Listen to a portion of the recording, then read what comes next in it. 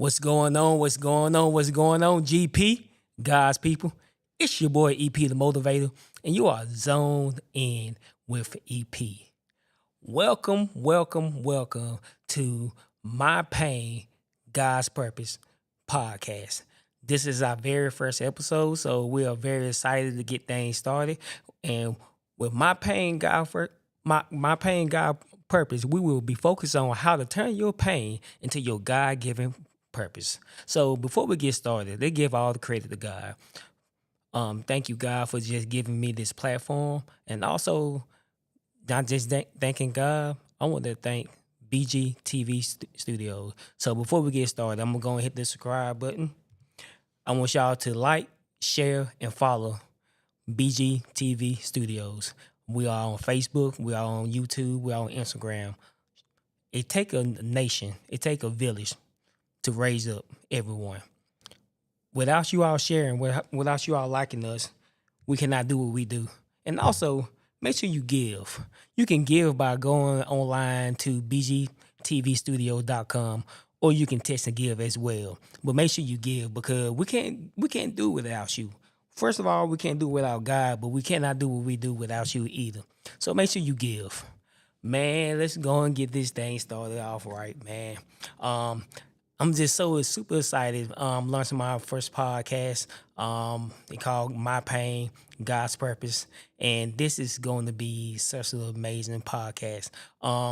Right now we got 3 scriptures we're going to focus on. We're gonna have 3 Bible verses that we're gonna stand on business on every episode. And the first Bible verse is going to be Psalms 118:17. I shall live and not die. Then we'll be focused on Proverbs 18:21. Life and death are in the power of the tongue. And also we'll be standing on business on John 8:36. Who the Son set free, they are free indeed. All right.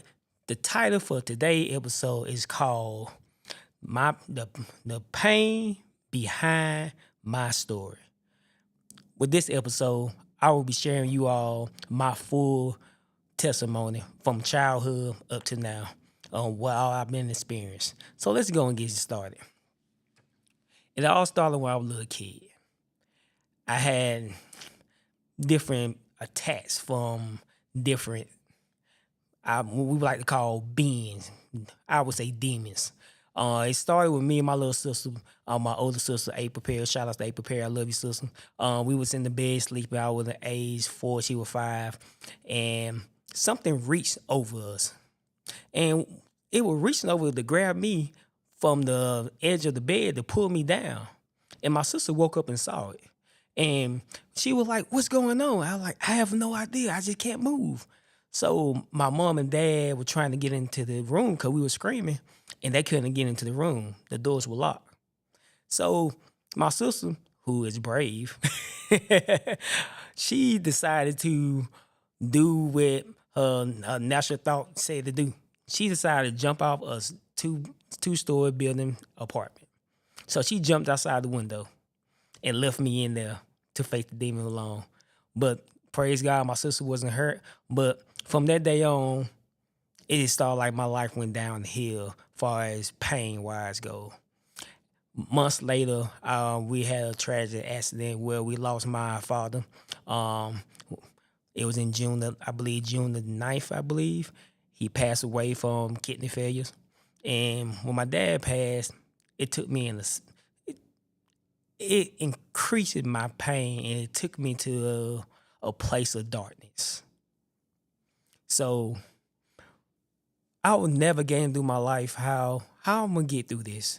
How am I going to get over this pain for losing my dad? And I just never thought that I'll ever lose my dad. Like, who would think that you would be out with your dad? So I was going through school. I started not talking. And when me started to not talk, I didn't develop talking correctly. So I developed a speech issue. So throughout elementary school, middle school, high school, I was picked on because of the way that I talk. So I was nervous to talk in front of the class.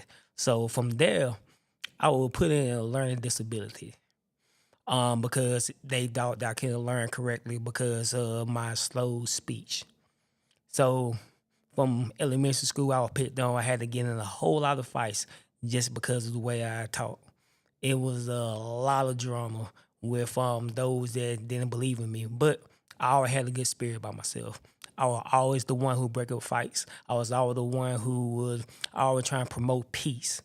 I was bringing the light of God without even knowing God at a young age. So throughout the elementary school, the middle school, I was getting picked on. And it wasn't just students. My third grade year, I will never forget my teacher. I'm not say her name, but my teacher, she said some words where we said life and death are held in the power of the tongue. She said words that really spoke a curse over me. And she told me at the end of the school year, you will never amount to anything. She looked at me while by myself and grabbed me and said, you'll never amount to anything. So let's pause for a second. The reason why she said that is she was upset with me because me and my sister got in an altercation with her because she would put her hands on me and grabbing me, and my sister didn't like it. So my sister jumped in to protect me. So from that forth on, she already picked on me. And it really got to me. But when she spoke those words over my life, that really hurt it. It really touched me deep down. Have you ever experienced something like that? That you've been holding on to, that pain, that somebody spoke death over your life? It could be words from your parent, your siblings, your teachers, your classmates, your friends. It could be somebody that's trying to make fun of you, a bully. Those words can really carry on and really affect you. And it affected me daily, experience that pain. But I had to carry on because at a young age, although I was experiencing pain, I knew my purpose.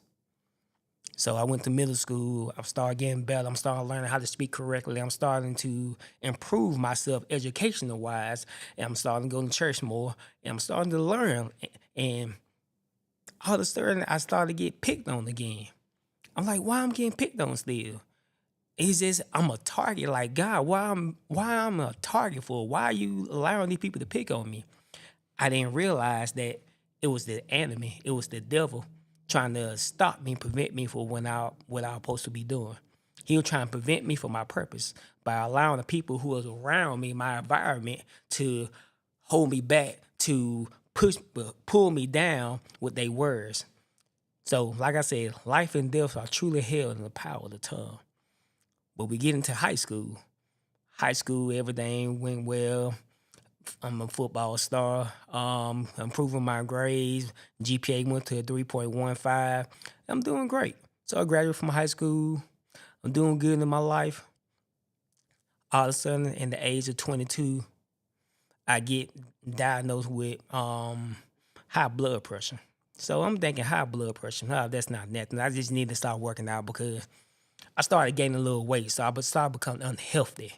So from that point on, I started becoming iller and iller. And in 2011, that's when my pain really came and affected me. That's when my health took a turn for the worse. I woke up from a coma in December 21st, 2011, and was told I have type 1 diabetes and I have acute pancreatitis disease. Now, type 1 diabetes, we all know what diabetes is. You can have type 1, you can have type 2. Type 1 is the one where you're born with. Type 2 is the one you develop over time from unhealthy habits. So I had type 1. So that means all my life I've been experiencing type 1 diabetes without me knowing. And that was wild and crazy. I'm like, I realized when my sugar level get lower, I in practice, I'm like, why I feel so weak for? I never knew it because of my sickness. So after that, I spent, I believe, 3 weeks in the hospital from that because my pancreas was inflamed. And I didn't know what pancreatitis was. And for those of you who are not educated on pancreatitis, let's get educated on it. Pancreatitis is a disease. It's an organ inside your stomach. Our pancreas produce our insulin. It produce a lot of stuff. It breaks down the sugar inside our body. It works a lot. It's just as important as our heart is and our brain is. Your pancreas getting inflamed with acute pancreatitis. It happened over time in periods of 3 to 6 months. It'll get inflamed. So from 2011 to 2016, I'm share my story about how my pain started increasing more and more. So I was hospitalized from 2011 to 2016, I believe, over hundreds of times. I can't really imagine the number, how many times I've been hospitalized, how many times my mama had to drive me to the hospital worrying about I'm going to die. I had a total of 7 death experience from 2011 to 2016. Throughout that experience, I've been hospitalized at Trinity Hospital over there on Montclair Road, and it's a very painful experience. I had to get, first of all, I had to get to the hospital. I had to wait in the ER just to receive help, just to receive the medicine I need. I had to wait in the ER in pain. And while I'm in pain, the pancreas is something serious. You can't eat, you can't drink. You started sweating, your heart rate shoot up, your blood pressure shoot up. And so I'm facing all these battles. I have a possibility that my heart can stop at any time. I have a possibility to have a heart attack just because that pain from acute pancreatitis. And every time I be hospitalized, I've been hospitalized for more than 2 weeks to a month throughout every single time from 2011 to 2016. And it was one time I can't remember where they had me in the ICU, and everybody was surrounding my bed praying, and everybody thinking I was about to go. It was looking bad, and this was before I met my mentor. This before I met anybody. They didn't know about this, but they were pretty much finna pull me out and just give up on me. And I remember a doctor came in and whispered to me, and he was like, "It's not your time." And he said, "You're gonna hear this again, and you're gonna hear it in a different way. But young man, it's not your time. You can fight this. You can beat this. Have the faith. Have the belief. Believe in yourself. Believe in God."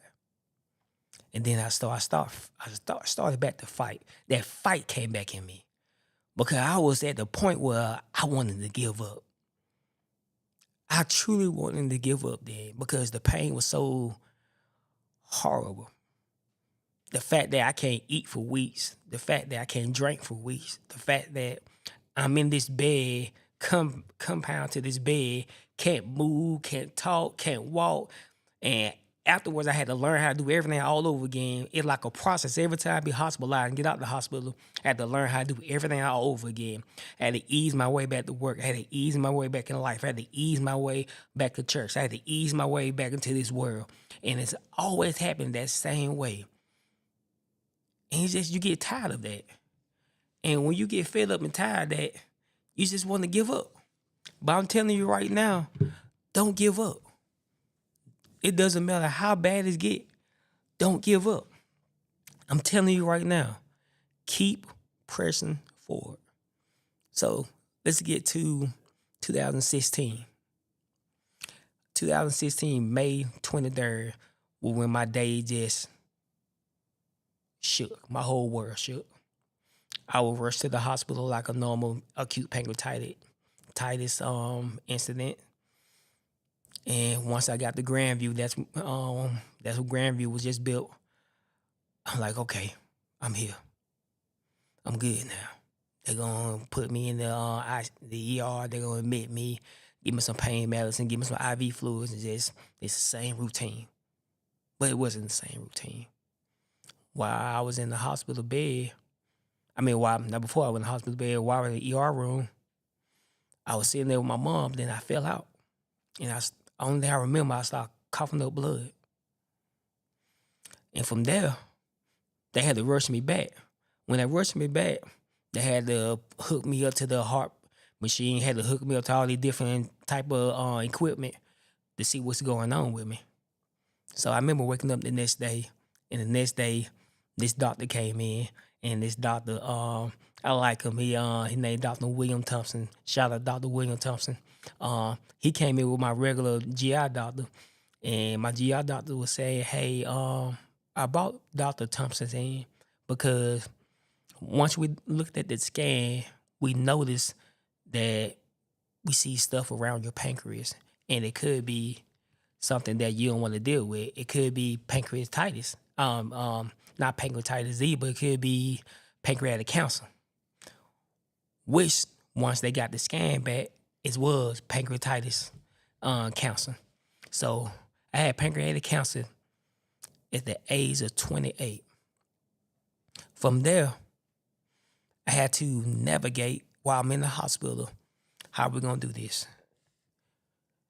He said, Dr. Will Thompson, and he had this unique voice that I love, and he's just so confident. He like, Mr. Perry, we're gonna have to perform a surgery on you. And I'm like, man, why you say it so calm and so peaceful? Like, man, he said, I'm saying it like this because I seen this before. I've been down this road, so I know how to save you. I know how to get you better. That's God-given confidence right there. So he said we have to prepare for surgery, but this surgery is going to take a few months to prepare. So we're going to look to do the surgery, and y'all can go wild on this on July the 4th, 2016. That's crazy.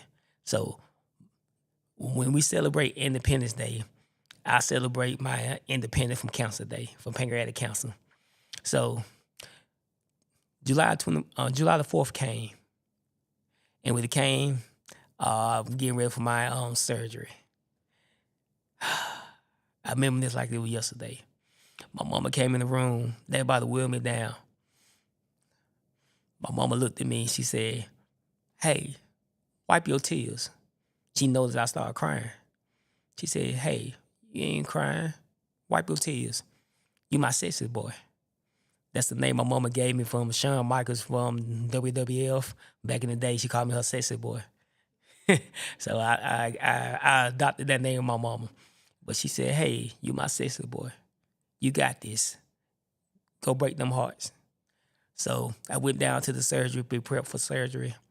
Dr. William Thompson came in. Once again, he's confidence in his speech. He like, "Oh, Mr. Perry, we are getting ready to prepare for this surgery. So before we get prepared," and this would shock me, and this would really rock me, really. He said, "I want to pray." I was like, He said, "I want to pray." I said, "Wow, a doctor want to pray? Y'all don't practice that." He like, "My faith is separated from my work, but I bring my faith into my work because faith without work is dead." And I'm like, "What?" He dropped a bomb on me. I was like, "Oh, man," I'm all excited. I'm like, "Okay, man, we about to beat this, man. Come on, man, let's go." So he prayed for me. Then we got on the operating table. And before they put me to sleep, just do my little jokey joke. I told the doctors, this is my first time ever getting put to sleep. I said, "Hey, let's do a game. Let's see what's your record is to putting somebody to sleep." The anesthesiologist doctor told me, about 14, 15 seconds. I said, "Hey, I'm going to make it to 24. He said, "Oh, you about that?" I said, "Yes, sir."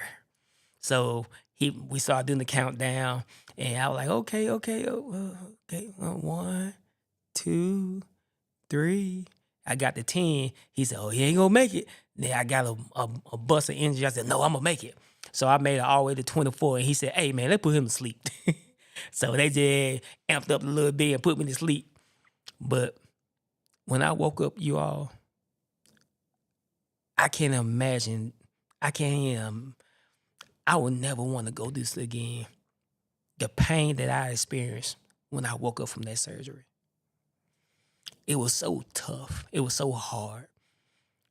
It was just like, it was an unbearable pain. I literally told the nurse, "Can y'all put me back to sleep?" And she looked like, "Baby, you okay?" I said, "No, I can't feel my body, but I feel the pain." That's crazy. Like, I can't move, but I feel so much pain going through my top of my head all down to my body, my toes. So Throughout July, I was in the hospital recovering. And while I was recovering, I was in the surgery ICU. I had so many ups and downs, kidney failure, lungs wasn't working, heart wasn't doing right. I couldn't breathe on my own. I couldn't walk. I was paralyzed from the waist down. I had fluid so bad. I was so swollen from fluids. I was on dialysis. It's like everything that I didn't want to happen happened. Everything that doctors didn't want to happen, that didn't want to happen in surgery, happened. So I'm in ICU, surgery ICU for weeks. They tried to revive me multiple times. I coded multiple times. It was horrible. They had to stick a tube down my nose, up my nose to get down to my stomach, just to drain the fluid from my stomach to come out. And no, I haven't been eating. All throughout July, I have not been eating. The end of July come. I remember this day, this week, like it was crazy. I know I'm maybe running out of time a little bit. I think I got 10 more minutes, but I remember this like it was crazy. My mama came up with my grandma, and we watched Creed together. And I didn't know anything. I'm like, man, this feel like a special moment right here. Like, my mama wheeled my grandma up. My grandma was blind then. She became blind while I was in the hospital. And I'm like, man, this is a special moment right here. Me and my mama watching Creed together. Then after she left, she gave me a kiss. She said, man, I love you so much.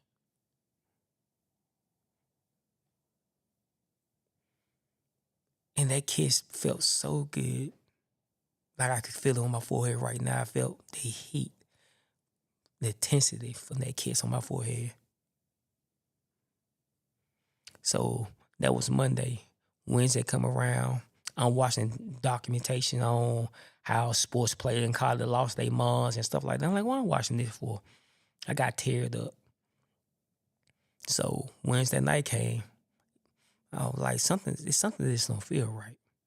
So I just went, they gave me my medicine. I went to sleep. I woke up at 4 o'clock in the morning screaming for my mom.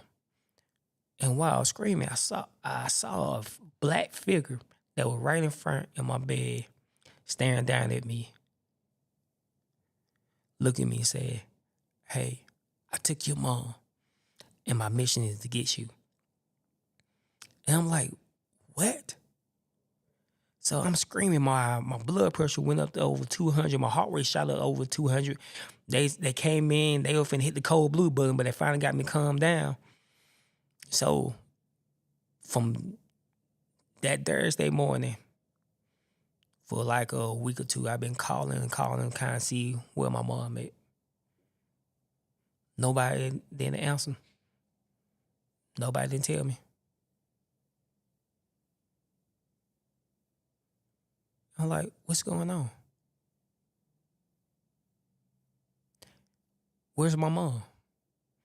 Now, note, I didn't even mention when I actually passed away, because weeks before, I actually cold blue and passed away in the hospital from allergic reaction to the blood transfusion they gave me, and I stopped breathing. And I had to fight through that. But I met my mama outside in the hallway. So her life gave me energy to fight. Even when I had my hand up like this and I was reaching, the nurse said, he's still fighting. Doctor, can we just do something to ease his pain? The whole time I'm reaching up, I'm fighting. I'm looking out in the hallway, kind of see where my mom at. I needed that energy to help me keep going. I needed my mom for that. And she gave me that energy. But yes, I passed away. I coded. And the crazy thing about me passing away and I cold blue, they had to put me in a diabetic. No, they had to put me in a medical coma. Well, the doctors put you in a medical coma, and basically they'll wake you up. I woke up the next day without them. And the first person I saw was my mom. Standing there. Say, hey, sister boy. I just started smiling. So that fast forward to back to my mom. I'm calling, looking for my mom. Next thing you know, I'm calling the hospitals because I knew something ain't right. Then my family finally came up to me and they told me my mama went into a coma and she pretty much brain dead and she's not coming back out.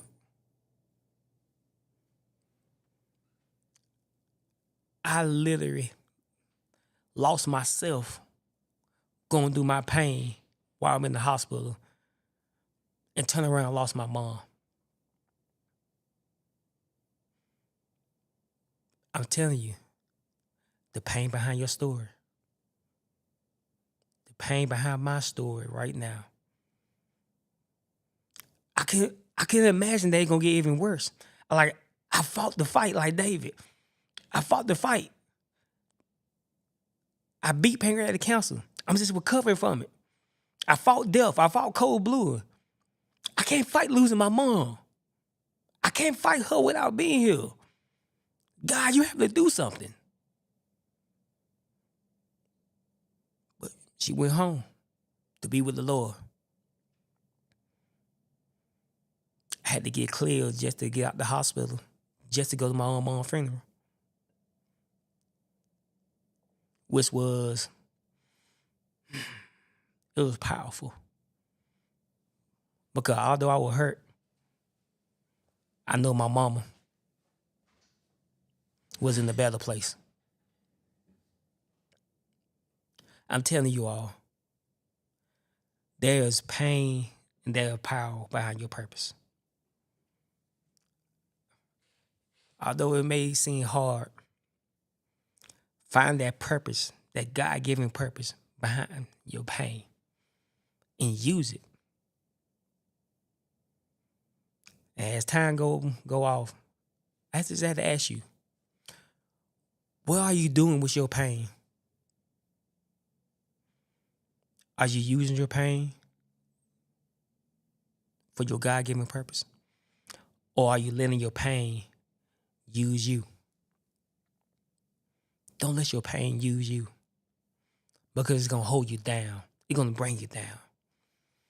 Use your pain. Let it motivate you. Let it encourage you. Let it inspire you. Let it uplift you to do amazing things in life. I'm telling you. It's a story behind your pain. And the story is you're going to make it. You will see it through. You just have to believe in God. You have to believe that God going to see you out of your pain, no matter what this pain is, no matter if it's cancer, no matter if it's pancreatitis, no matter if it's any type of, it's a car accident, no matter what it is, whatever your pain is, God is going to see you through. No matter what it look like, no matter it look like your life gonna be gone, no matter it look like it, no matter it look like it's gonna be dark in the middle in the upcoming road. Use your pain for your God-given purpose. If you use your pain, if you use that to your God-given purpose, I guarantee you will make it. So keep fighting, keep believing in God. Keep putting your faith and belief in God. That's what God wants from us. He wants to see our faith and belief in our pain. Believe in that. I guarantee you will overcome your pain. So let's turn our pain around and let's turn it to our story. Hey, this your boy EP the Motivator. Thank you all for watching. Hey, tune in this week on this Wednesday at 9 p.m. as we go live for our second episode. And we will have a special guest on for our second guest episode. Hey, man, I love you all so much. Thank you all for just watching. Thank you for just listening to my pain and God's purpose. God bless.